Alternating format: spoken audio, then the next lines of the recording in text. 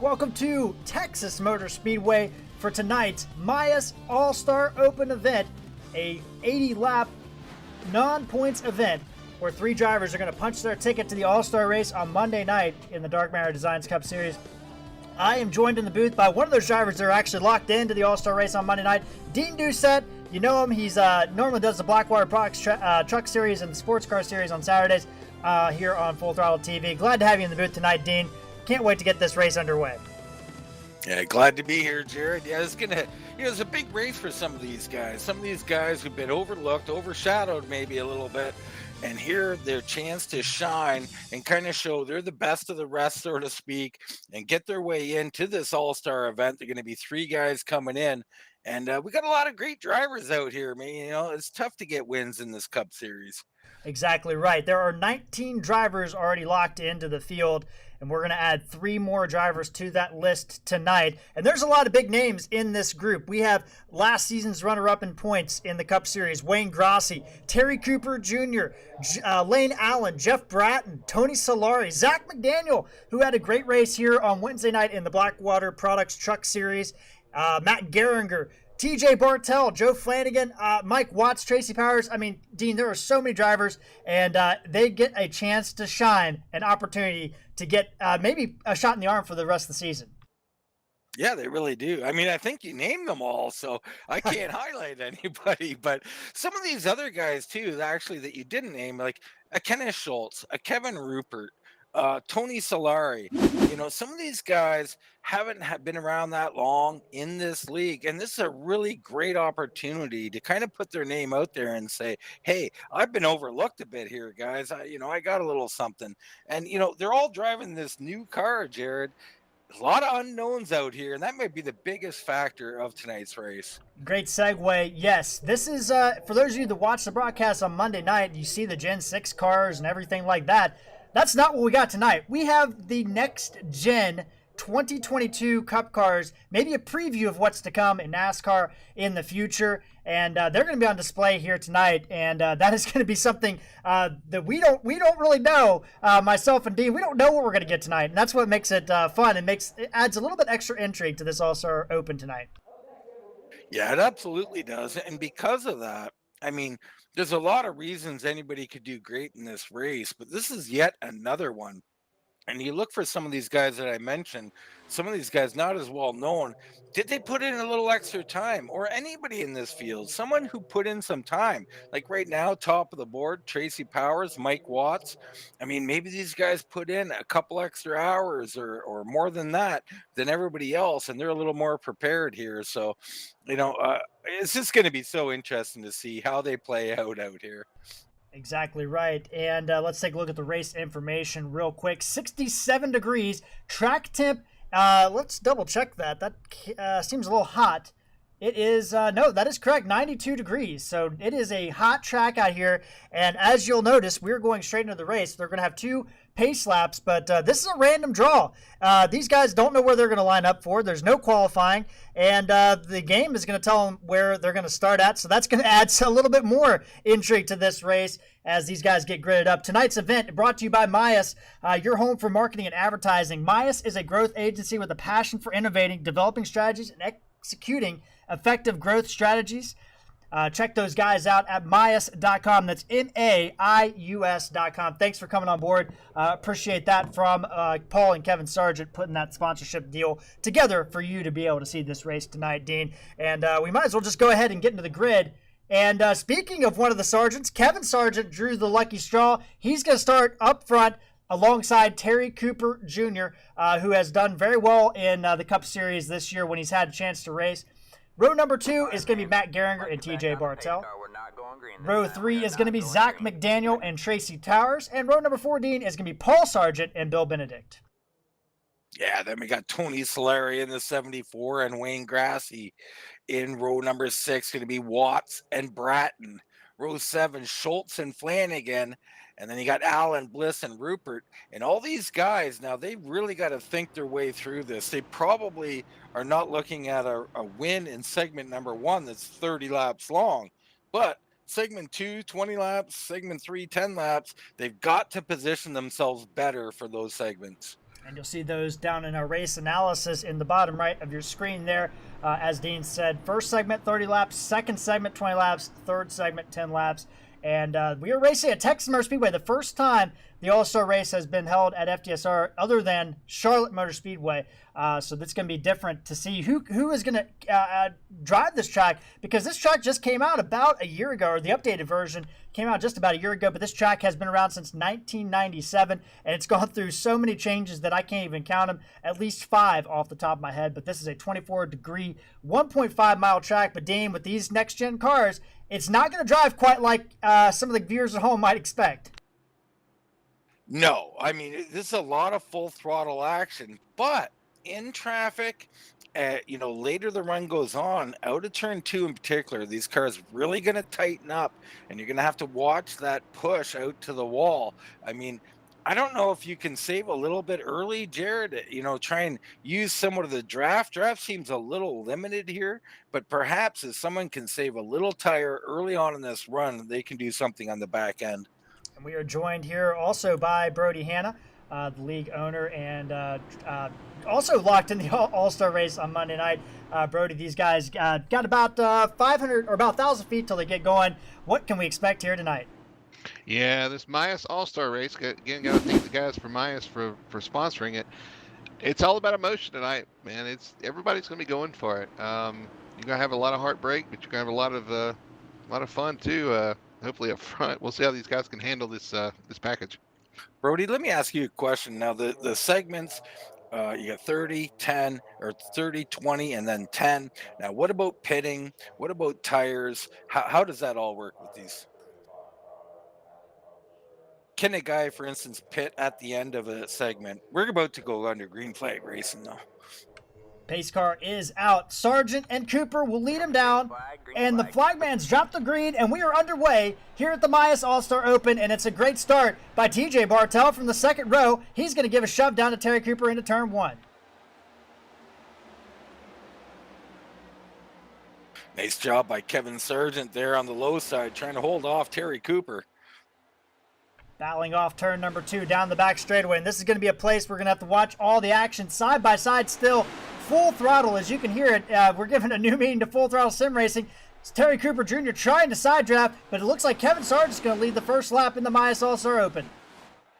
He is, and someone we haven't talked about, that 11 of Matthew Gerringer coming on strong on the low side as Cooper Jr. being hung out to dry on the high side here. And Brody, as Dean was asking, talk a little bit about the rules and the pit strategy as these guys battling down the back straightaway. All right, so these guys are going to go 30 laps for the first segment.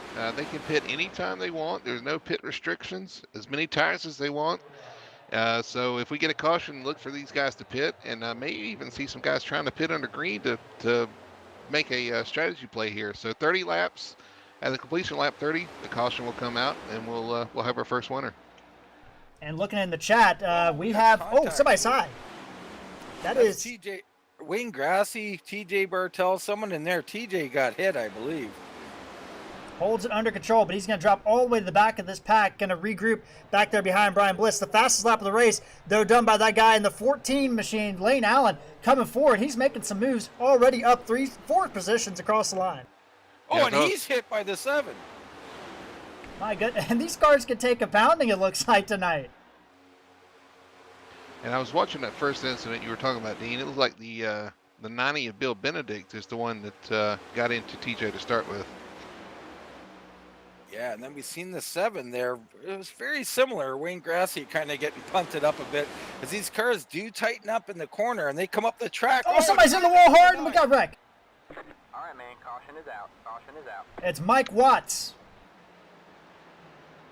Yeah, I said the 9. That was the 3 of Mike Watts there. And I think Joe Flanagan and Tony Solari, Lane Allen all caught up in that. Let's take a look and see what happened there when the 3 car got in the wall.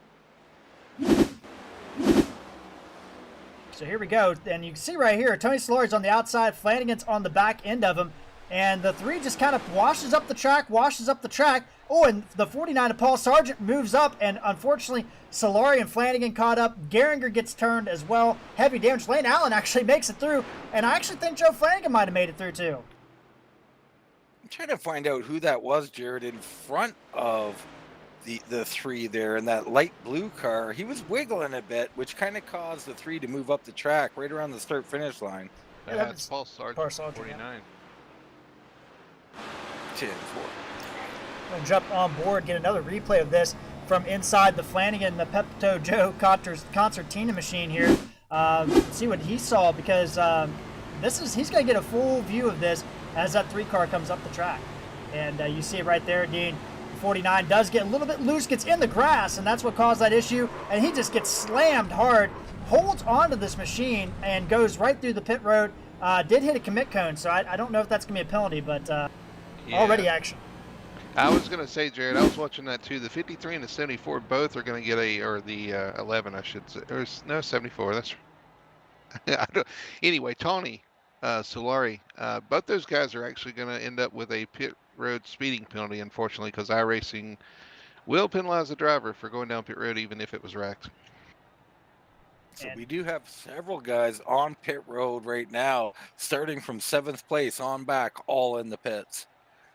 And you'll see those at the bottom there, and it's everybody. And it's going to be interesting to see who has some damage and who doesn't have some damage, as that was right in the middle of the pack there. And you see just how difficult these cars, they are flat out, Dean, but they're still a little bit of a handful when they get a little bit squirrely like that. Well, they are. I mean, we talked a little bit about them getting tight, but we didn't talk about them getting squirrely. And it looks like, from what Brody described, a little touch of the grass, maybe a little touch of the apron, and that car is going to be a little bit hard to handle. Guys, I'm interested here too because, again, strategy's already started to play out. These guys have pitted for tires, unlimited tires again, and looks like they're going to start, 7th on back. They're going to have fresher tires than the guys up front. I know it's only a few laps, but those few laps can make a difference. And you look Could at be big. Cooper stayed out. Yeah, that's what I was about. You took the words out of my mouth, Dean. Go ahead. Yeah, no, just Terry Cooper staying out. I mean, I think he's in a bit of a world of hurt here with 25 laps left, but we'll see. I mean, he practiced a little bit, seemed to think he had some speed with even some worn tires, but I don't know. 5 laps, quite a bit here. And you look, and there is only one Toyota in this field, and he's running 2nd place right now. Zach McDaniel, a guy that kind of under the radar, but Dean, as you were talking about, the top 8 drivers did not pit. So that's Terry Cooper, top 6, as my scoring is doing some weird stuff here. Cooper, McDaniel, Kevin Sargent, Bill Benedict, Paul Sargent, Kenneth Schultz, Lane Allen. So 7 drivers did not pit on that last instance, and it's going to be interesting to see these guys behind there, Kenneth Schultz, Matt Geringer, Tracy Powers, TJ Bartell, what they can do with those fresh rubber after just 5 laps. Yeah, and these guys have got damage. These guys still in the pits right now. They've got to get out here and reposition themselves for stage 2. Every position matters, so we'll be looking for these guys to get back on the track as you see Jeff Bratton emerging and coming back out on the track. Bratton, you see him there. He does have a little damage on that 55 machine. So tough break for Jeff Bratton there. And Tony Solari's Solari's out of the pits. Mike Watt still in the pits after that heavy impact. Now the damage will be repaired. Is that correct, Brody, for stage number 2? No, these guys actually, there's no fast repairs or anything special. So these guys are going to carry their damage all the way through this race. Oh boy. Pace car is off. It's going to be Cooper and McDaniel leading him down. Green, green, green. And we are back under green here at the Maius Open. And a great start from Terry Cooper Jr. And again, that outside line just doesn't get going behind McDaniel.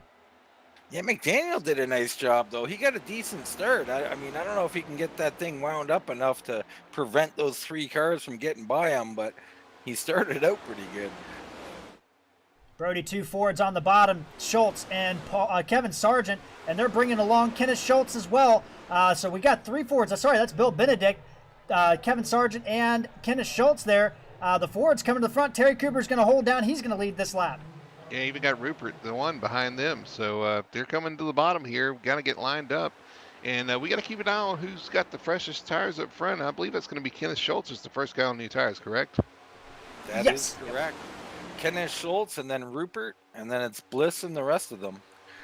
Well, dicing back in the pack, Matt Geringer gets loose off turn 2, slides down in front of the 7 of Wayne Grossi. And, Dean, I'm looking at some of these drivers that had some damage. I'm wondering how they're going to do. Jeff Bratton already kind of dropping off the back of the pack. Joe Flanagan with his whole right side peeked in, seems to be still sticking in the pack. You know, that's one thing I saw with these, around this practice is that we found that the damage is not that severe, not as severe as some of the other cars we've run. So even with a little bit of damage, these guys are going to be able to stay in the draft and still be a factor here. Right now, impressively, Terry Cooper Jr. is still holding the lead. Rupert and is not able to make the. Sorry, Dean. That's Kevin okay. Rupert had a ride of his life through the tri-oval there. I saw that too. Oh, we got to change for the lead up front. Door by door, Kevin Sargent slides underneath Terry Cooper. They're going to be side by side down the back straightaways. We jump on board Bill Benedict. Who's that coming to give him a push behind him? It's going to be Kevin Rupert on the bottom behind Kevin Sargent, trying to push him by Terry Cooper here for the lead. Yeah, Cooper's in trouble on this high side. There's no way that high side can work for much longer here. They are. I don't think that's going to work, fellas, back there. Excuse me. Who was that, Flanagan or Bratton in the wall? I think that was Joe Flanagan getting a big piece of the wall back there. It was the 53 machine. He is dropping off the back. Sorry, guys. That was an intense moment. I nearly choked on my drink there, and my goodness, we were going. Kevin Sargent edging out, but Terry Cooper Jr. using that side draft, and he's staying right there. He might actually be able to slingshot. He did lead that lap. Well, these guys back in behind them, though, they are getting stacked up through this tri-oval. Every time they come through, they're dancing around. It's so intense out there. Looking a lot like the old IROC days out here as we go three wide. 3 wide for the lead down into turn 1, and it's going to be Rupert. Oh, they're wrecking. They did wreck. And Cooper's in the wall hard. Caution is out. Caution is out. I don't mean to laugh at the bad luck there, but I thought they were going to hold it, and no. My goodness, that's tough. And Terry Cooper, that front end is literally gone on that 25 machine, and likely his night over in that machine. Tough break. Yeah, that's not good. Let's see what happened here. So you guys saw it. There's 3 wide down the back straight. Kevin Rupert with a big move, power move, gets a little help from Zach McDaniel, and looks like Kevin Sargent there just didn't realize they were 3 wide or something. I don't know exactly what happened there, but let's take another view at this. Yeah, he just didn't look too comfortable being put in the middle there. So here's a better angle, and yeah, it just 3 wide, the hole closed, and then unfortunately Terry Cooper came up, and there was TJ Bartel there to break his fall, and then he eventually smashed the wall pretty hard. And Dean, this race already attrition very high. Yeah, and with no fast repair, no resetting, we are going to have a limited amount of cars fighting for this right now. I mean, it's going to be pit decisions here to see who comes in and who doesn't. Brody, we look at this, and everybody's coming in, but there is a guy that decided not to come in, and that is Lane Allen. Lane Allen has not pitted yet, nor has Zach McDaniel. So 2 drivers haven't pitted at all in this race, still staying out here. Well, I'd say you'd want to be in front of the wreck, but the wreck's happened up front. So these guys have to remember too that there's 3 stages to this race. This first stage is not the most important. It's just to win one of them, and there's 2 more after this. So you've got to take care of your car. Maybe that's what Lane's thinking. Stay up front, stay towards the front at least, hopefully. Protect the car, and maybe have a chance here later in the race if things keep going the way they are. A clean car is going to be important. Yeah, not just Lane, though. All 5 of these guys have stayed out. I mean, Lane hasn't pitted at all. Neither has McDaniel. You got Rupert, Bliss, and Schultz pitted on lap 5. Everybody else pitting during this current caution. I'll tell you what, we saw in the restart too, Zach McDaniel, he went backwards on the outside. He did not have any help. I'm sure he's going to try to avoid that this time, but it's tough out there if you don't have help. And I got the polls on the chat, and we had several people chiming in that Terry Cooper Jr. was the pick that they had tonight. We had Brandon Elder, a teammate there. We had Chad Fox, another guy that was picking Terry Cooper. And unfortunately, Terry Cooper not going to be one of those drivers likely to advance right now. But, man, I don't know where to start with this. Kevin Rupert on the point. He is a guy that has been so close in a couple of races. He finished 3rd at Darlington, which is not an easy feat. And, man, he is leading this All-Star Open right now, guys. Well, we've got a lot of favorites that are looks like they're out of the race. I mean, TJ Bartell, he was one of our open winners last year. Finished second in the All-Star last year, and looks like he's damaged pretty good. He may be done for the night, or at least laps down. He was involved in both these accidents early, so things are getting shook up pretty good here.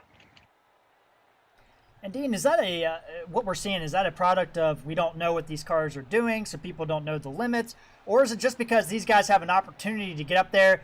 It's a fixed setup race, and that aggression is just going to go up because everybody wants a piece of that chance to go in the All-Star race on Monday night. Yeah, it's a little bit of both, right? You're always going to have this in a shootout format, all-star format. Guys are going to push, try and get out there and get themselves a win. You throw in the mix a new car that's basically pack racing, full throttle racing, and boy, oh boy, you know, these guys haven't had any time together. Reminds me a lot of the SRX series that's going on tonight. They haven't had any time racing side by side or anything. So this is just kind of a natural progression of it. I think you'll see it clean up on Monday night, but don't count on it. I'll tell you one guy I've got my eye on too tonight, and I think it's really got a good shot because this kind of fits right in his wheelhouse. He can be aggressive on the track. He's fast. He's done a lot of practicing with this car on this track. Is the 7 of Wayne Grassi. The dude's fast. He's fast every week. I'm surprised he doesn't have a winning cup yet, to be honest with you. If I had to pick one person, it would be a toss-up between him and the 42, honestly, because both those guys can get it done. But I'd watch that yellow 7 and see if he has something to say here in the first segment. Wayne Grassi, last season's runner-up in the Cup Series to Bernard Person, who is locked in on the Open. But we are about ready to go green again, guys. Kevin Rupert, Zach McDaniel, Ford Toyota. It's mostly a Ford-dominated race tonight, by the way. We have a total of 5 Chevrolets, 1 Toyota, and the rest of these guys are Fords. But other than that, we have Brian Bliss up to 3rd place. So Biggie, as we all know and love him by, is in 3rd with Kenneth Schultz, Bill Benedict, and Lane Allen. I stop you and say Biggie's in a Chevrolet, okay? Right. We don't want to hear all about this Ford stuff. I'm just saying. I'm a Chevy guy, in case you can't tell. Well, he's got his teammate lined up right behind him. It'll be interesting to see what Brian Bliss and Lane Allen can do. With Wayne Grassi, another Chevy right there. We got the 49 laying back a little bit. Not sure what happened there on this, but looks like we're going to get packed up here as we're about ready to go back to green, 11 laps down.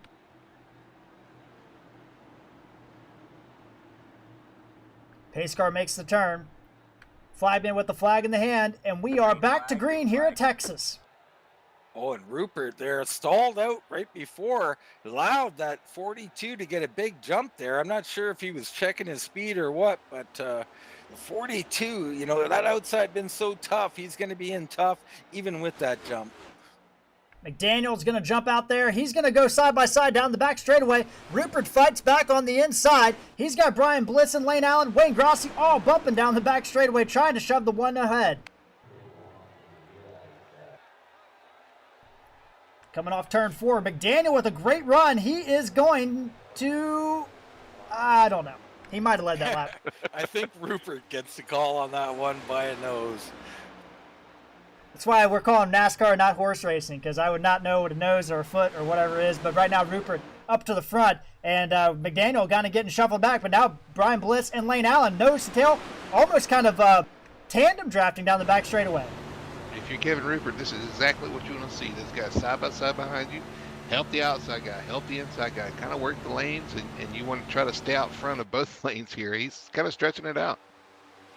He's doing a great job out here. And this is what I was talking about earlier, allowing a guy like Kevin Rupert to get his name out here. The one car looking very impressive. 3 wide behind him. Big time battling behind him as they're going to get that sorted out a little bit. Nope, they're still 3 wide. Sargent, Benedict, Geringer. Now Geringer pulls alongside Wayne Grassi. Benedict's going to drop in line. We're back to 2 by 2. These guys haven't settled down just yet, but they are still with it. And I got to give a shout out to Tracy Powers. That car looks like it's been at Bristol, not Texas, and it's still hanging on to the back of this pack. Yeah, big shout out to him. Big shout out to Brian Bliss running in 2nd. Looks like he's got Darlington stripes on both sides of that car. Exactly right. And he's got a teammate there, and they're still trying to get around Zach McDaniel. Now, Brian Bliss does have somewhat fresher tires than Zach McDaniel, but They are the same as Kevin Rupert, and Rupert's actually extending this lead out. I'm pretty surprised, Dean. All right, Yeah. now that Brian's kind of got clear though, watch these guys kind of run him right back down. The draft effect here is so huge. It's funny because I didn't notice a draft effect, but it's kind of a slow crawling effect, if you will. And I was going to say, Rupert leading by almost a furlong here, to use one of your horse racing analogies. I live in Kentucky. What's a furlong? I don't know. Anyway, Kevin Rupert doing a great job, though. Lane Allen, though, with a great push from Zach McDaniel. He's going to close right to the back of the one car right now. That 42 and the 14 hooked together, and they got a big run. Yes, Brian Bliss has a bit of a problem there. He's going to drop all the way back to 9th, but his teammate going to pick up where he left off. Now here comes McDaniel with that fresher rubber.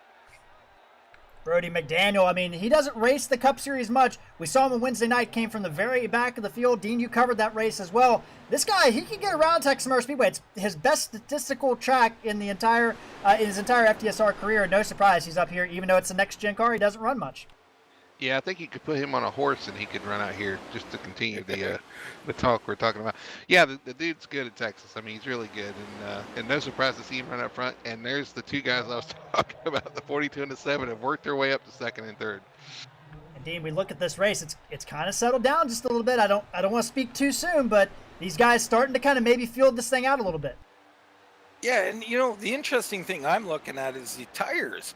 Very interesting dynamic unfolding here as you got a guy like Lane Allen back in 10th with fresh rubber. McDaniel's in 2nd with the fresh rubber, but the leader pitted on lap 5. Other guys pitting on lap 11 are not up there. So very interesting that the wear not hurting them that much at all. There was a block down the backstretch. I didn't know it would work out or not, but yeah, the 42 kind of threw a block on the 7 there. And look at Bill Benedict back up there. He fell back on the initial start, and he's worked his way back up to 5th right now.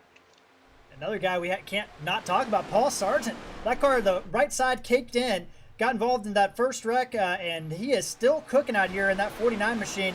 Those guys racing for dystonia, apologies, and that's a big cause for them, and we really appreciate those kind of things we see out here on the track, racing for a cause, as we like to say. But man, Zach McDaniel has caught all over the back of Kevin Rupert. Now, Dean, you're out here, and Brody too. You guys are racing on Monday night. Are you learning anything about how this car is reacting, how you got to race it, how you can pick your moves out?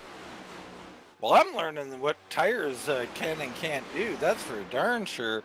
And definitely the outside, not looking where you want to be. I got to also mention Richie Coy sitting at a truck stop is learning all he can watching us there live as well.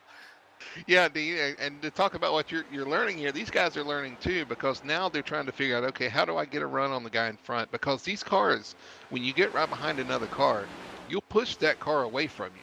So now you're thinking, okay, do I need to lay back and get a run? If I do, or is the guy behind me going to pass or going to pounce on me?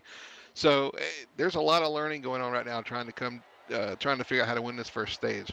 8 laps to go in stage 1. It's Rupert, McDaniel, Grossi, Benedict, Paul Sargent, your top 5. And they've kind of gotten single file all the way back through 12 positions. And all these 12 drivers are all still in the same pack. We do have 3 drivers out. Mike Watts, Tony Solari, Terry Cooper. Joe Flanagan also out. TJ Bartel looks like he's probably out, but is not listed as retired just yet. So 12 drivers to settle out 3 positions in this All-Star Open here. McDaniel all over the back of the one, Dean, but he can't seem to find a way through. Maybe look to the high side. Grossi peeks inside. Yeah, and you're going to have to force your way in. I mean, you watch Kevin Rupert come out of this corner and do what I call like the Indy shuffle as he swerves back down the track to protect that bottom. I mean, he doesn't have to here, so he's not going to. But in general, he will. And that's what the type of racing these cars are going to produce. It's not blocking. It's choosing your lane if you do it in a consistent manner. As we go through this segment, too, things are going to get more and more desperate. And that's just the first segment. We get to the second and third segment, and these guys start getting desperate. The blocks are going to come a little bit harder. The pushes are going to come a little bit harder, and we could see some real exciting stuff.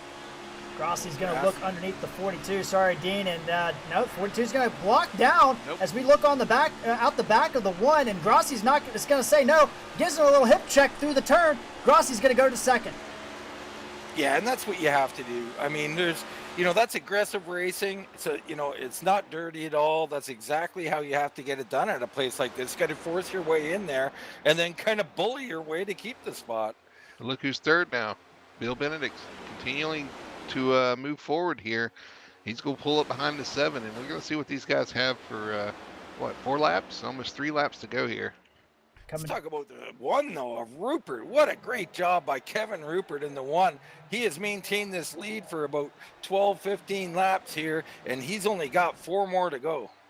I feel like the 42 may have been riding here trying to make a move, and the 7 kind of surprised him. So now, if you're the 42, you're like, okay, well, you get a little desperate. I was in second, I was in good position, and now I'm in 4th. And the one's going to have to do a little bit something different here to hopefully try to hold the 7 off.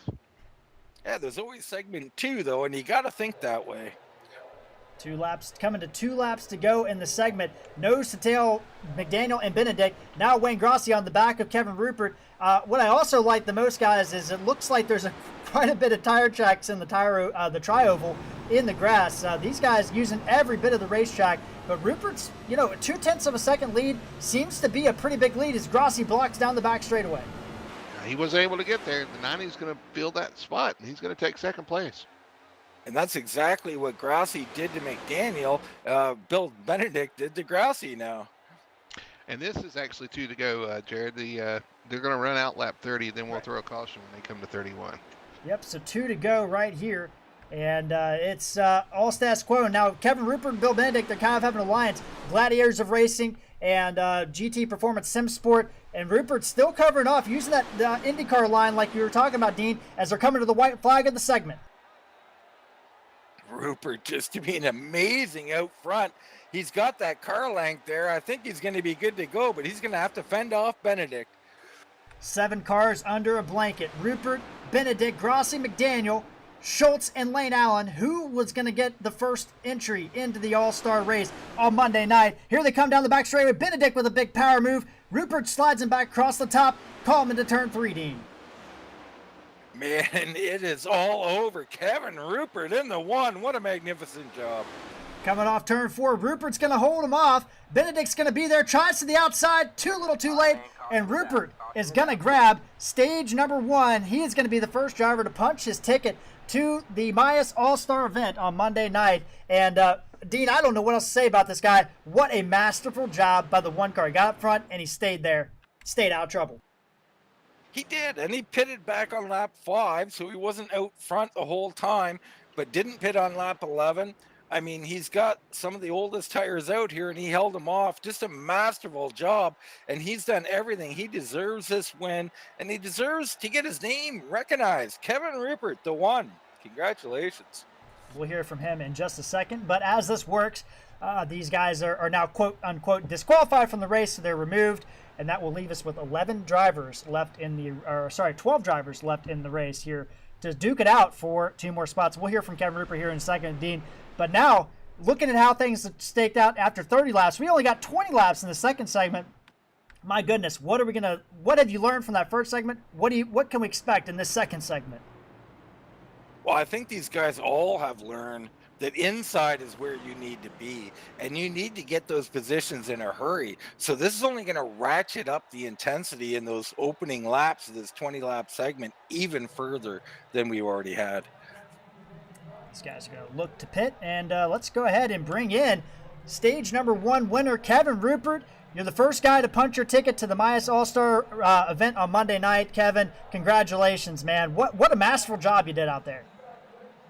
Thanks. That was a lot of fun. It's kind of scary. I think I started last, so to start last and finish first is pretty exciting. Well, excuse me. Talk us through the race. I mean, it's a totally different car. It's not the Gen 6 car. It's the next-gen car. Kind of races like, a Talladega-type race that we got going on here tonight. A lot of attrition, but you managed to get your way through all that. And then once you got to the front, nobody could seem to make a move on you. Yeah, and to be honest, I bought this car a couple hours ago, and the first laps I took in it was during practice, so I'm really surprised. I'm going to be honest with you. It almost felt like driving the Indy cars coming out of turn 2. If you had people behind you, you just destroyed their air, and they would push. Well, Kevin, amazing job, man. How excited are you to be in the show on Monday night? And maybe even more excited that you don't have to run any more laps here. You're done for the night. You only had to do 30 laps and you got yourself in. Yeah, I'm extremely excited. I'm kind of surprised. I didn't expect to win the first one. So now I'm going to sit back and pull for my teammate Ken Schultz and see if he can also punch his ticket. It'd be good to have two of us gladiators with racing in there. Well, Kevin, you guys have done a great job. I remember talking to you after Darlington, and that was a great, masterful race by you. Came just a little short in that one with the podium finish, though. But congratulations, punching your ticket. I'm going to turn it over to you, let you have the last word here as our first segment winner. Yeah, I think it's going to get exciting. I think Monday is going to be just crazy with this draft package. It's going to be a lot of fun. I'm excited to be in it. Hopefully we don't have a lot of wrecks because, as you can see, you just can't separate from everybody. So it's going to be a lot of fun. And I really do appreciate everything you all do for the league. It's a wonderful league, and you do a great job with it. All right, thanks, Kevin. We'll be sure to check on Kenneth Schultz and see how he does as the race transpires. Dean, that was our segment one winner, Kevin Rupert, and what a race it was. And Brody has rejoined us here in the booth. It's so impressive for him to be able to do what he did there. Some other guys, I mean, right now, Matthew Germinger has dropped out of the server. That is so unfortunate for him. But some of the other guys that come out of the pits here, you got Benedict, Grassi, Schultz, Powers up here and towards the front now. So the sergeant's right there. Going to be highly interesting to see how this plays out. And Brody, while you were getting everything situated there, I was talking to Dean. What have you learned by watching this race for Monday night? Well, I just learned something talking to Kevin, hearing you talk to Kevin. He was the last starter tonight. Came from the back to the front in 30 laps. And, well, probably 20 laps because he was up there for 10 laps. So, I mean, starting position maybe doesn't really matter with this package, this draft package. I mean, he was able to work his way up there. Very impressive. Cool to see him get a win for sure, lock himself in, and like I said, things are just going to ratchet up more and more from here. Man, they really are. I mean, I expect these guys to be going full tilt right out of the gate, trying to get that lead position because they were seeing once you get it, you can hang on to it, and the only passing really is in the first 5 laps or so. This has been exciting tonight, and a little bit of attrition, which Dean, we talked about, which we expect, but there's still 11 drivers, and there's still 2 spots up to grabs. I expect the heat to kind of turn up just a little bit more here on this Texas night. Man, it's just going to be so entertaining here. I look for these guys on the outside. You got the 7, Wayne Grassi. You got the 45 of Powers out here. These guys are good cars, but they're in the wrong spot, and they've got to make something happen. I don't know how they're going to do it, but they've got to work together and both get a great start. Yeah, but those cars also have a little bit of damage too, so I don't know if that's going to hinder them that much. We've seen it where it doesn't really matter all that much, but it still will come into play, I believe. Well, Matt Gehringer got back in the server, and I believe he's still going to be on the lead lap because I think that the caution laps don't count, but if he can get himself out of there, I think he might be okay. But we'll have to keep an eye on that. But right now it's going to be Benedict, Grassi, Kenneth Schultz, Tracy Powers, Paul Sargent, Kevin Sargent, Bratton, McDaniel, Allen, Bliss, your top 10. If Gehringer can rejoin, we'll have 11 drivers out here competing for the win. Now, Brody, this segment will end exactly when? Because we're about to go green. I like asking you questions then. Yeah, so lap 50 come to 51 will be the end of the stage. We're back under green here, and a great start from Bill Benedict, guys. He really got the starts down pat, and he's going to jump out to a good lead. Going to bring Kenneth Schultz around. But Dean, you talked about earlier, that outside line just not going on the restarts. Yeah, not only is it tough out there, but they got a terrible start as well. Powers got down, but Grassi in a world of trouble on the high side. Dicing and slicing. Oh, Schultz washes up the track. That's going to wash Grassi up the track. Everybody's going to make it through. And Brody, these guys, you can already tell the temperature is starting to increase a lot more than I maybe expected. Yeah, I mean, early on, we still have, 19 to 18 laps to go in this segment, and got a long way to go, and they're already beating and banging on each other. Oh, contact! Still going, though. That's close. And not going. Paul Sargent washed up the track towards the 7. I'm not sure what happened after that fact. Let's take a look at the replay there. We caught the end of it. Did catch, clipped Zach McDaniel. Oh my goodness, he almost hit him again. But everybody good there. Let's take a look and see what happened here. So we got the first initial issue was Paul Sargent here. He washes up the track into the 7. You go on board, and you'll see he just washes up the track, gets it under control, and just comes right down into Zach McDaniel. And it looks like Brian Bliss was caught up in that as well, unfortunately. And to be fair, too, the 7 was coming down the track at the same time. And those guys just kind of going for the same position, looks like. And, yeah, you're right. Yeah. Collected a few other cars there down the back. I tend to agree with you. I think Paul Sargent was in a poor position through the corner, but he didn't necessarily wash up. It was more the 7 coming down, but he didn't expect the 49 to be in the middle of the track. He should have been down on the low side.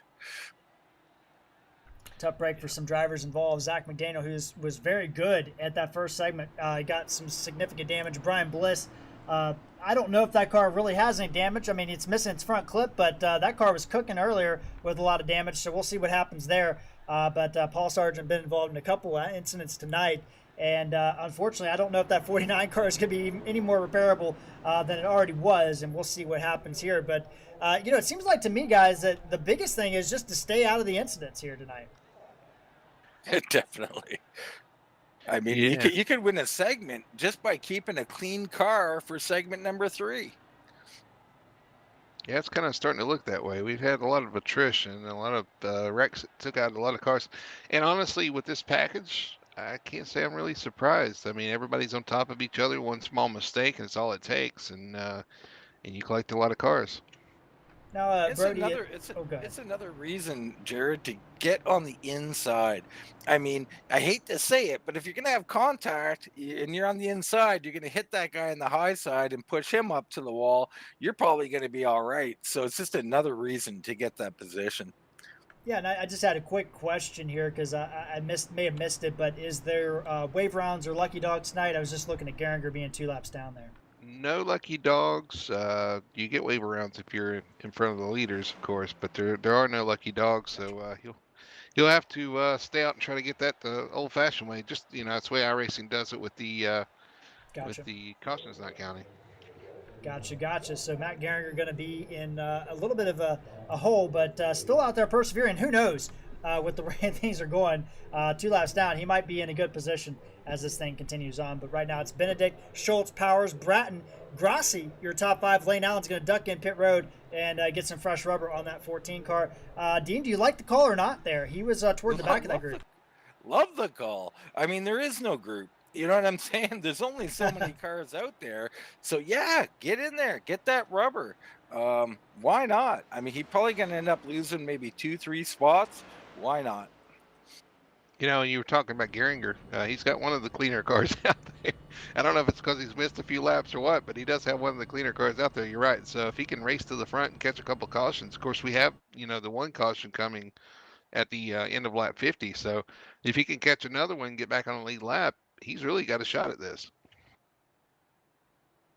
And I like you look at the names. I mean, we still have some guys out here that have had kind of up and down seasons. Tracy Powers in 3rd. Jeff Bratton, his teammate, right there in 4th place, was involved in the very first wreck. And that 55 car, it's got a little damage on, but it's still cooking out there. And I don't know why I keep saying it's cooking. I mean, I'm not on the grill or anything tonight, but man, it's like to hear it. It's better than the Kentucky Derby jokes, I guess. So. Yeah, and talking about Gehringer, just to get back to that, he actually is only being shown 1 lap down. So if he can get in front of this group, he's not going to win this stage, but he would get back on the lead lap for the last one. So I'm really liking what Jeff Bratton's been able to do. He had early trouble, and here he is sitting in 4th place, man. And a guy that I'm rooting for. I mean, he has had some hard luck this year, and it'd really be nice to see him grab a win here. And he's another one that doesn't have much damage on his car either. I mean, I think everybody out there right now has got damage. So we're just looking at the ones who've got the least. Of course, Bill Benedict, his front of his car looks almost immaculate, but the back is a little bent. So.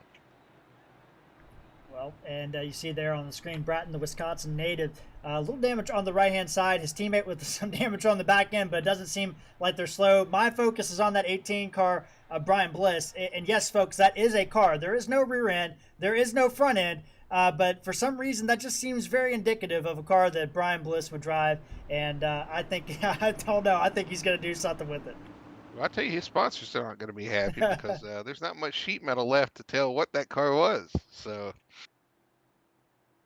All right, here we go. So it's going to be Benedict and Schultz, Bratton and Powers, Grossi and Bliss, Lane Allen on those fresh tires in 7th, Kevin Sargent, Paul Sargent, your drivers out here, Geringer in 11th spot, or 10th spot now as he moves up the grid. But only basically 9 drivers here to duke it out for this Stage 2 victory as the pace car is about to pull off.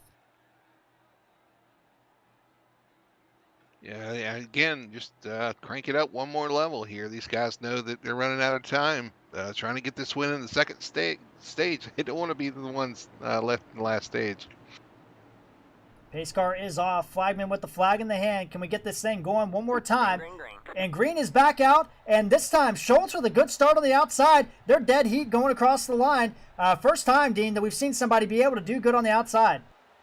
Well, yeah, I mean, we've seen McDaniel kind of have a start like that, but you'll see here the difference in the corner. I mean, it's just amazing what that low line's able to do through the corner. And Benedict slides out to the front. Schultz has to battle with Tracy Powers. And Powers looks inside in turn number 3. They're going to be door to door. Maybe a little contact. Don't think there was. And Powers moves to second place despite the damage. And at this point, the way the outside is, I mean, if I'm starting in second place, I might pit. I mean, I don't know if you want to be out there. Yeah, because the 91 is going backwards here. He's back to 4th. He's going to lose 4th here to Lane Allen in those fresh tires. We see Brian Bliss well off the pace in the back there, so damage definitely taking a toll on Bliss and Sargent. So 7 drivers left to fight it out, and right now it is all Bill Benedict up front. Powers is catching up to the back of it, and don't count out that 7 car of Wayne Grossi, who's made a big run through the tri-oval. Kind of looks to the outside, thinks better of it. Yeah, I don't think you want to do that. He might want to force his way on that Virgin car there. And that might be a little extreme there. Maybe not the best joke I ever made, but the 7 coming down the inside looking good here. Please hit the like button for the YouTube algorithm so we can undo that.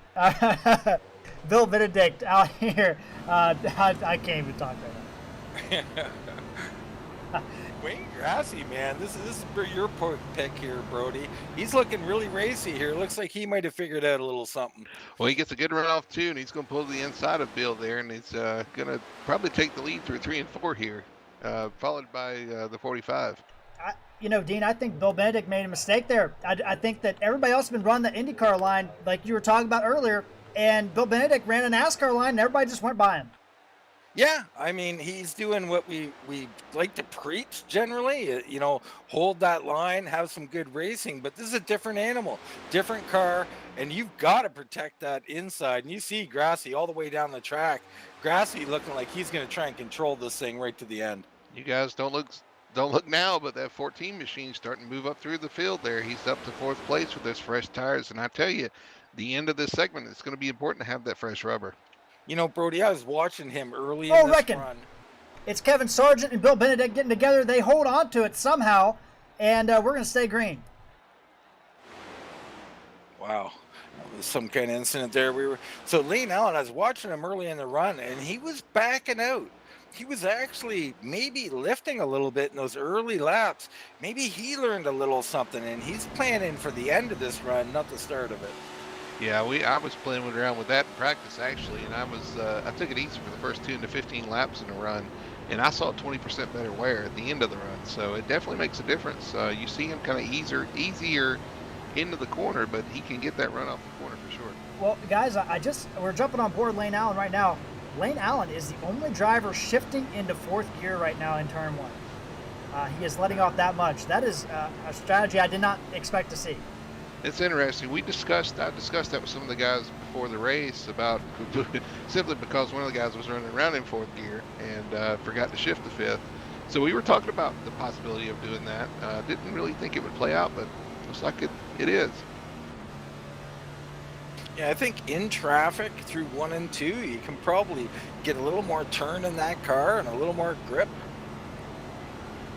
Well, Dean, we know Lane Allen, a KG veteran, and if there was a guy that's going to figure that out, Lane Allen would be one of the guys. We jump on board Wayne Grossi. He's leading, and he is not shifting gears right now. He is staying in 5th gear all the way around the track. But Lane Allen just sitting there. He looks to be very patient right now, Dean. Jeff Bratton's trying to make a move, maybe with his teammate. But Lane Allen, is he kind of setting himself up for stage 3?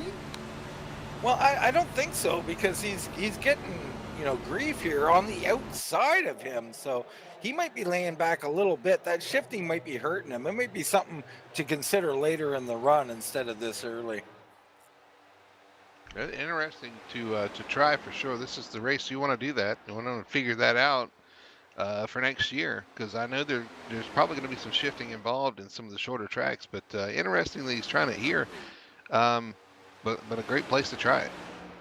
So right now it's Grossi, Powers, Schultz, your top 3. Allen has gotten around Bratton for 4th.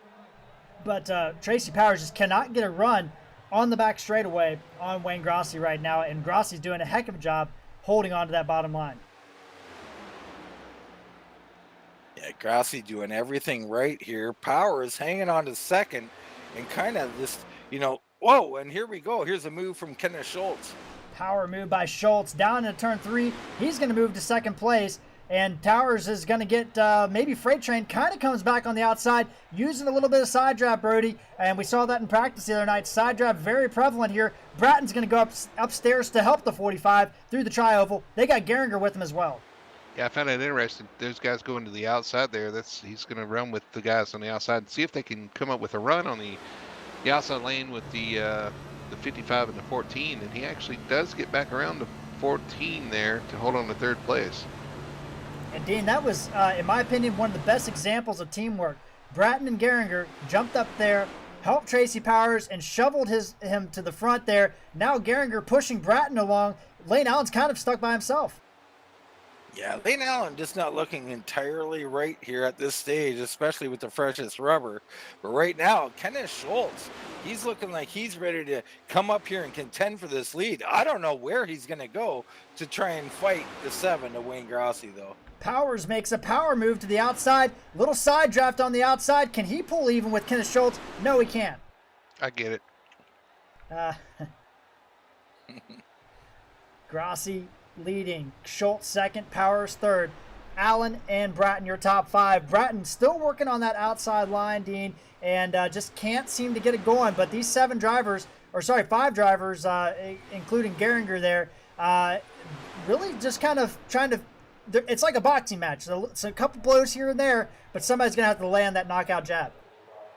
They are, and I mean, we are down to it now, 4 or 5 laps left here, and it looks like they're gathered back up. So maybe like Lane Allen, for instance, maybe he was backing out a bit. He's ready to come towards the front.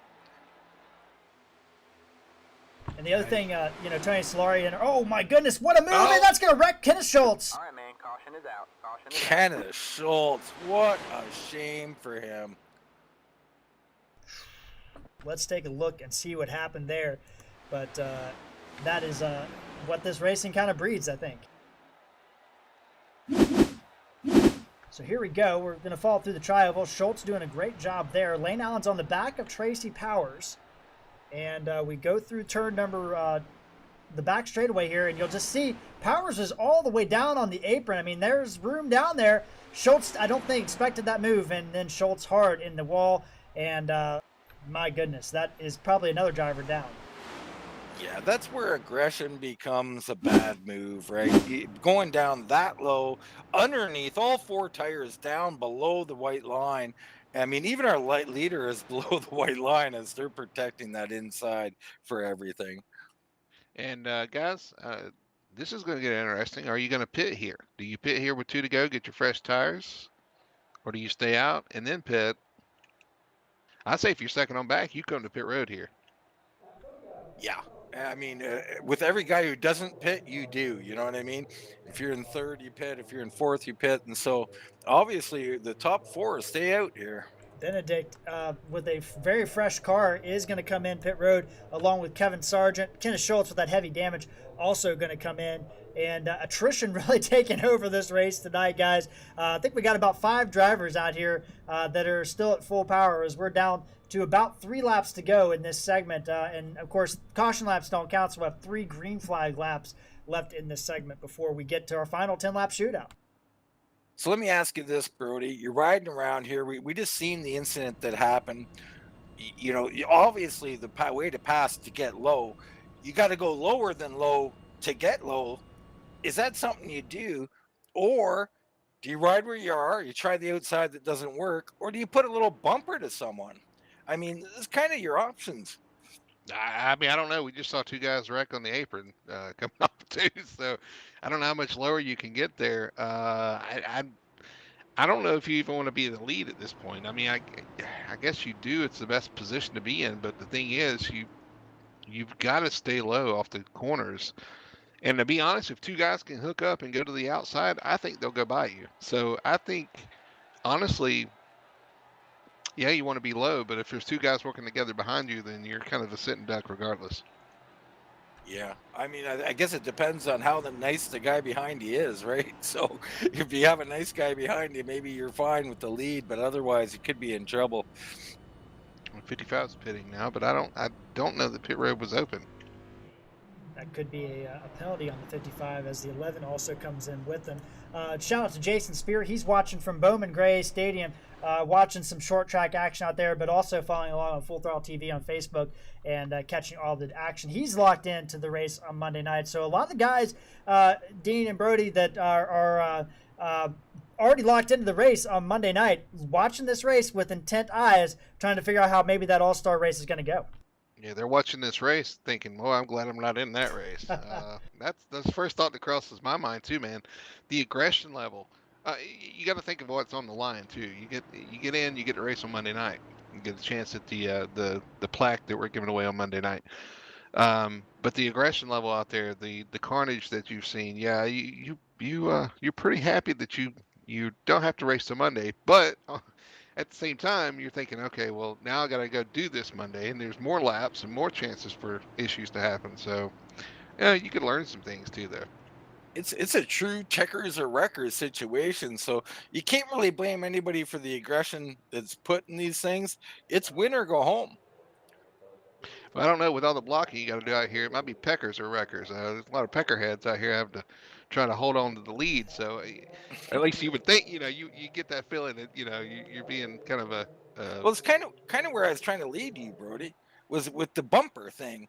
Now, if a guy is holding that inside line, which he has every right to do, but you're behind him, you might think you're faster because of the draft. You're really the same, but you keep getting these runs. Do you just move them? I mean, rather than trying to get underneath him and cause an issue like we've seen, do you try to get to his bumper and give him a little tap? I don't think anybody wants to wreck the guy, the guys you're racing with. To move them, yeah, sure. But at these speeds with these cars, it's kind of hard to move them without. I mean, these bumpers are rounded. That's another thing we haven't talked about with these cars. These bumpers are much more rounded, so the bumps you give somebody are even riskier than in the current cars. And so it's even harder to, like you were saying, move somebody out of the way without actually wrecking them. So do you do it? Well, I've heard people say they'd wreck their grandma to win. So, I don't know. Not my grandma, you wouldn't. So Brian Bliss does get that wave around, but that car severely damaged and off pace. We'll see if he can stick it out and maybe surprise some things here, but we're about ready to line this thing up and go back at it. 3 green laps to go. Grossi, Powers, your top 2. We got Lane Allen and Kevin Sargent in row 2. Bratton and Benedict in row 3. Bliss and Schultz back on the back. And we still have Matt Geringer out there hoping to get one of his laps back here tonight as we are about ready to go back to green. Pace car is off, and we'll get another restart here in the Maius Open as the flagman has got the green flag in hand. Take a deep breath, everyone. And green flag is back out. Again, remember, there's 3 laps to the end of the segment. This is only the second segment. There's another 10-lap segment after this, and these guys have to remember that.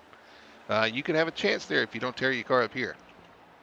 And again, Dean, that outside line, nothing going. Everybody jumps to the bottom. Lane Allen all over the back of Wayne Grossi. It's 2 Chevys out front. Benedict third and the fourth. He's going to look to the outside in 3.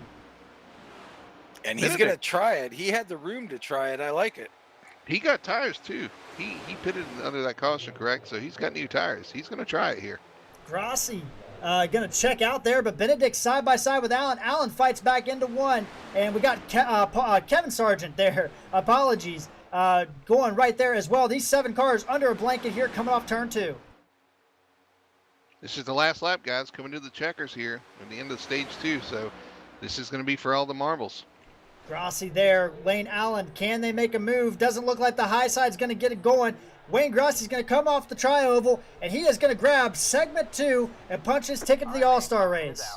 Wow, super important for Bill Benedict taking that second place. That'll put him in first on the restart, and Lane Allen on the outside, I believe. Depends on the scoring. Believe you are correct, and my goodness, what a segment 2. The attrition level went through the roof, but Wayne Grossi going to persevere. And Dean, that was an interesting segment 2. A lot of guys not able to finish that one. Yeah, to be expected here in the shootout or whatever, the All-Star Open.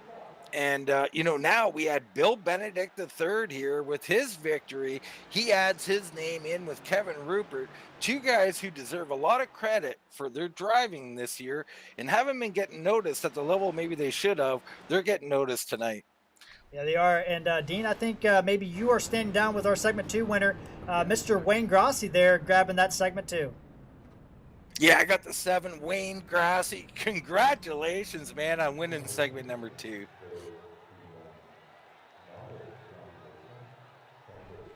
Thank you, sir. He's speechless. He's speechless after that victory for sure. But Wayne, what a race out here. It's incredibly difficult. You're doing a little indie blocking, if you will. I wouldn't call it blocking, running the low line, right? Very difficult. You have to do it. Talk a little bit about doing that and the dangers of actually being out front doing it.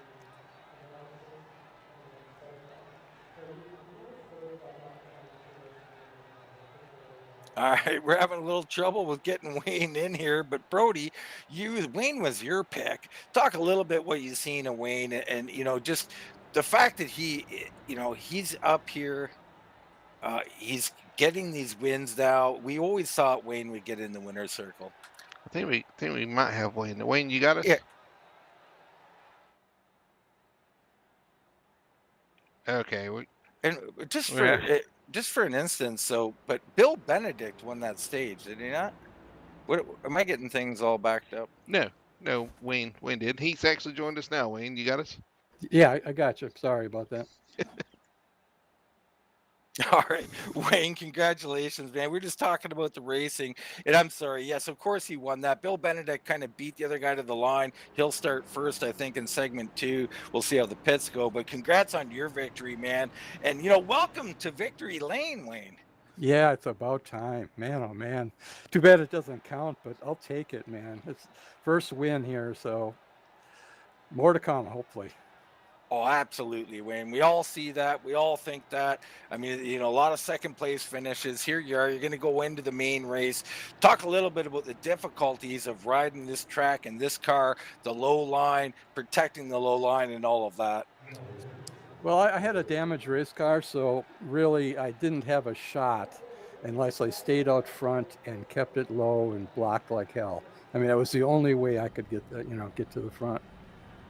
Yeah, I mean, absolutely. I mean, again, I don't necessarily call it blocking. It's kind of riding a line. But, are you worried when you're out there with the guy behind you trying to either force his way under you or maybe put a bumper to you? Yeah, that was my biggest concern really, was that I would get the bumper. But luckily I didn't. So thanks to everybody. I really needed that. Oh, man, we're really happy you got it, Wayne. We have a lot of faith in you. You were Brody's pick. We all think the wins are going to come. And usually once one comes, several comes. So big congrats on this victory. Thanks a lot. All right, Jared. That's Wayne Grossi, segment 2 winner.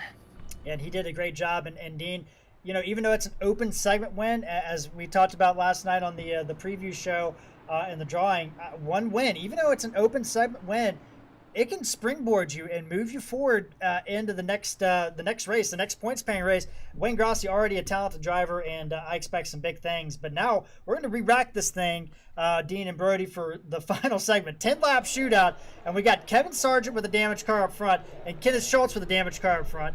Tracy Powers with a damaged car up front. Do you see a pattern here? Well, I see something very interesting, Brody, before you comment. The two leaders pitted on lap 48. The others all pitted on lap 51. Yeah, 3-lap difference. I don't know that it'll make a big difference, but I think track position is probably more important than that. So we'll see how this works with these cars being a little damaged. Just strategy-wise, I mean, they obviously pitted under green flag racing conditions. What a great strategy call. No, I think they pitted on the last caution before the three-lap shootout there. So they did pit. They took advantage of that last caution we had before the shootout to end the second segment. So. Yes, you're correct, and I'm getting corrected again as I'm getting a little befuddled, if you will, here in the booth. But going to be interesting. Sargent and Schultz up front, Powers and Benedict in row 2. They still got Bratton and Allen. Bliss is back on the lead lap, but again, that car missing what makes it a car mostly. So that is going to be something we'll have to keep an eye on there on the 18 machine. But really, you look up and down this group, and really all these cars have some scrapes and bruises. But Dean, in an all-star event, when everything's on the line, it really shows just how much it means to get into that all-star race on Monday night, how hard these guys are racing out here. You expect to have little scrapes and bruises. Yeah, a lot of guys really put a lot in for the All-Star race. It's a big deal to NASCAR drivers, as it should be. I mean, you're out there, you're highlighting your short run ability, your aggression, your ability to get through traffic and win races. And we're going to see in segment 3 a true 10-lap shootout. This is going to be amazing. So it's, again, I mean, we got some drivers out here that have some damage, and I'm just going to be honest. I don't know who's going to be able to get it, but now, you talked about it earlier, Kevin Rupert moving through the field, guys, at the very beginning of the segment. He did it in, 10 or 15 laps, but you look at a guy like Lane Allen, who is on those fresh tires. He's got to come from the very end of this field. How aggressive, Dean, does Lane Allen have to be, or Jeff Bratton have to be to get up there to the front? Yeah, super impressive, because these guys have all learned now. Everybody protecting the bottom. Lane's going to be on the top. The 91 of Schultz and Benedict in the 90 will also be on the top. These guys are in, a disadvantage for sure. So look for these guys on the bottom to have advantage number 1, and the rest of them, they've got to find something that nobody's been able to find yet. All right, Brody, going back to green here. You made the Grossi pick. Who's your pick now? Believe it or not, I'm going to go with the 14. I think Lane Allen has learned enough to come from 6th, that looks like, to the front. So that's kind of who I'm going with. All right, here you go. So Grossi and Rupert have punched their tickets. One more driver will punch their ticket for tomorrow night. Pace car is out, and we're going to get segment number 3, the final segment underway. Green flag is out. Sargent and Schultz lead him down, and a great start by Schultz on the outside. Yeah, but a great push from Powers to get that 09 of Kevin Sargent going, and he's going to come through this corner in a hurry. 3 wide already into turn number 1. Bratton with a power move to 3rd place. He started at the end of this group, and he's coming to the front with his teammate. Wow, a big move from Powers to the inside. And Brody, that was set up by Jeff Bratton with a power move, and the 2 Havoc SimSport drivers, 1 and 2. Kevin Sargent's now got Lane Allen all over the back bumper. He's blocking down the triangle. Lane to the grass. He's using your line, Jared, through the grass there. So, yeah, he kind of got checked up there off turn 4. And now these guys are going to try to line up and try to get to these 2 teammates who have kind of checked out from the field. Dean, what a move by those guys to get to the front, but now it's a battle to get back up to them. Lane Allen chasing down Kevin Sargent, but those 2 Havoc guys checking out from this group. He's seen Tracy Powers try that similar move earlier in the race, and it led to some calamity. He made it work this time, and now he's leading. Bratton all over the bumper, though.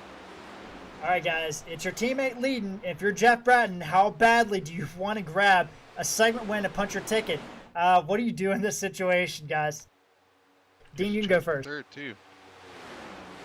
You know, you're chomping at the bit. Bratton in particular, he really been a long time since he's been around victory lane. I think you do whatever you got to do. We've seen what Powers is willing to do. He's got to assume others are willing to do it to him. Lane Allen, though, with a great draft move down. He gets around the 09 car, and he is back up to the back end of Jeff Bratton. He actually did his fastest lap of the race that last lap by, so he's got some speed in that 14 machine. Now does he have the help? There's 3 Fords and a Chevy as we are down to 5 laps to go at the line. Man, oh man, is Brody Hannick have a crystal ball? Lane Allen sitting in third, looking pretty racy here. I just wonder what these two up front do. Like you said, with teammates, it's going to be tough. It looks like the 55 of Bratton thought about looking to the inside, but didn't make it. Just maybe bogged down just a little bit, but Bratton, I think he found something there, Dean, coming off turn 2. May have found a little bit of a move there as they're all talked up. Four cars, and they are driving like we're at Talladega right now. Benedict through the grass. He's using your expertise there. We were talking about people running through the grass, Jared. They do it. There is grip down there. Lane Allen blocking Bill Benedict down the back straightaway. The Chevy, he is alone. It is all Fords and 1 Chevy. Lane Allen is by himself. Can that 14 machine come from third place and grab a segment win? He's got 3 laps to get it done. Man, Bratton had that move to the inside a couple laps back. I don't know if he'll see another opportunity like that. Allen shuffled out. Benedict gets a big move into turn 1. Now the Chevy is going to be pushed out. It's going to be 3 Fords down the back straightaway. Bratton all over the back of his teammate. Benedict wants a piece of this. And now Lane Allen to the back of the train. Man, Powers right where you want to be, in my opinion, out front leading. Bratton searching high, searching low, with Benedict closing in a hurry. 2 laps to go, guys. Oh, he did look on the inside there, but nothing going. I thought he was going to do it. Brody didn't quite do it. Lane Allen's going to look onto the bottom, though. He's going to get the 90 back coming off turn number 2. Or he's not. No, he is. Brody, they're going down side by side down the back straightaway. That's going to separate the top 2, though. I tell you, the 55 laid off of the 45 there, and he's going to get a big run down the front stretch here. Look for him to make a move as we come to the white flag. This is it, Dean. 1 driver's going to punch their ticket out of these 4 you see on the screen. Geringer's 2 laps down. He is out in the picture. Bratton looks to the high side, coming off 2. And this could be big for Lane Allen as well, as they get side by side. Unbelievable action. Side by side. He's clear. Thor record. It's Bill Benedict gets into the 45. 90 comes in. Bratton's down the bottom. He's going to close it off. And Jeff Bratton's going to win open segment number 3. Unbelievable. What a crazy finish. Unbelievable action. They were 4 wide in that corner. That was something else. Jeff Bratton in the 55 back in victory lane. And we're going to get a quick replay on that last lap. Unbelievable action here at the Maius All-Star Open. And here we go as we're going to take this action starting at the white flag. And Tracy Powers, he got out there a little bit too far, Dean, and maybe that's what set this whole thing up. Yeah, you heard Brody talk about it there. It looked like Bratton maybe laid off a little bit trying to get that big run. He called it before it happened, and just a great job by the 55. See him coming in turn 2, and Brody gets that big run on the outside. Then you had Lane Allen getting a big run on the outside. I thought it was over for Bratton. Powers, who do you block there in that situation? He went with the 90, and unfortunately it's going to end up with him wrecked. Well, that's the thing. I was just so surprised with the 55 going to the outside through 1 and 2, making it work on his teammate. I guess he had that run, had a little side draft, and was able to clear him down the backstretch. It was just impressive. He's going to head out for a Polish victory lap here. That was wild, crazy finish. I know the 45 is probably not thrilled about the end there, but this is the kind of what I expected coming to the checkers in the All-Star Open. Some of the early activity could have been kept till the end here, but those guys, man, they did a good job there at the end. Everybody crossed the line with all 4 tires on the track.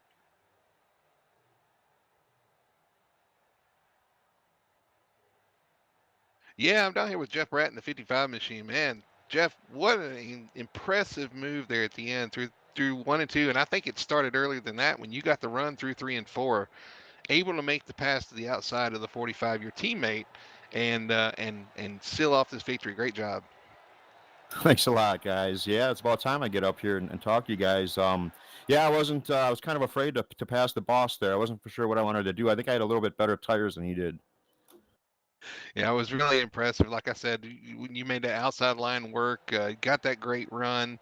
Did you plan? I mean, did you plan that out as far as, because I know you laid back intentionally, unintentionally there through one and well, down the backstretch, I guess, through 3 and 4, you laid back and you got that run down the front that kind of catapulted you to the outside.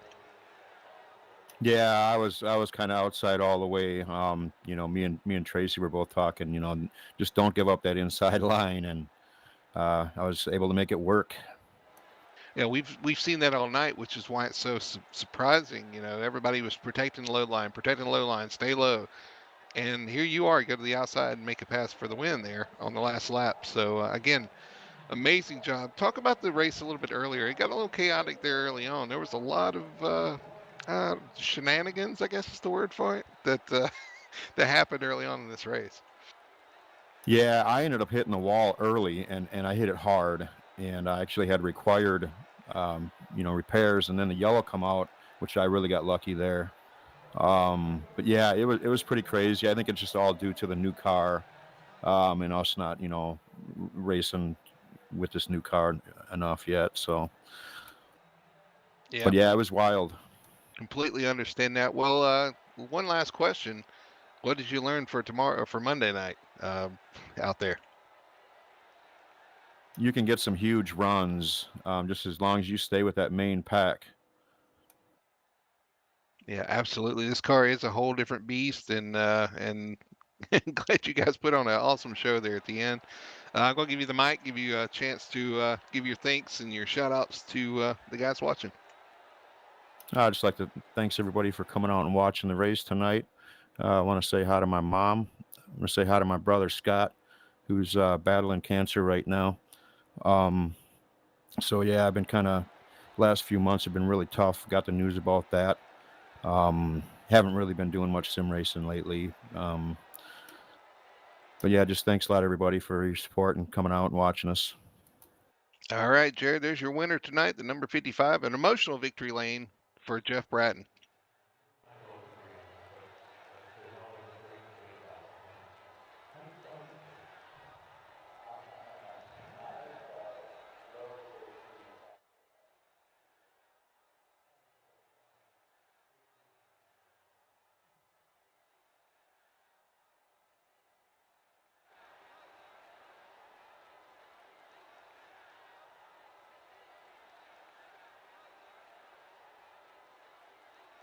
Yeah, and that's kind of what it's all about, right? Some of the unsung heroes here of full throttle sim racing getting a chance to get out here and show what they got. Of course, Jeff Bratton, long-time member here, and everybody has got to be happy to see the 55 in victory lane, and some of these other guys putting their name out there, getting themselves known. So it's been a great show, interesting with the new car and the draft package, and you've seen what we got going on. So it's going to breed some hardcore action, and you just wait for Monday night. Oh, my goodness. Well, Jared, I opened up by saying that this is one of my favorite nights of racing, my favorite things to go back and watch as far as the broadcast goes, because you have those unsung heroes that are able to get the spotlight. We talk about some of the guys we may not cover on a weekly basis, and they're out there fighting for wins and fighting hard. And you're right, it highlights some of the guys that kind of have done well, but just aren't quite making the spotlight weekly. So I love watching these guys come out, fight hard, fight for the win, and like Dean said, who knows? It may spark something in the future. You're going to start seeing some of these guys take off and get more and more wins.